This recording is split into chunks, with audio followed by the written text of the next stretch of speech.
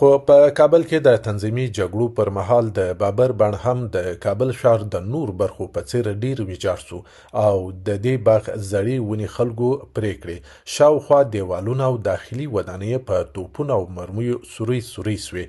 خو په افغانستان کې د ښاغلي حمید کرزي په مشرۍ د موقتې ادارې په جوړېدو سره په 2002 میلادي کال کې د دولت لخوا له آغا خان فرهنګي بنسټ سره د بابر بڼ د بیا رغونې قرارداد وسو. د آغا خان بنسټ لخوا د بابر بڼ تاریخي ارزښت ته په کتو یو ځل بیا دغه ښکلي بڼ په پخوانۍ بڼې سره ورغول سو.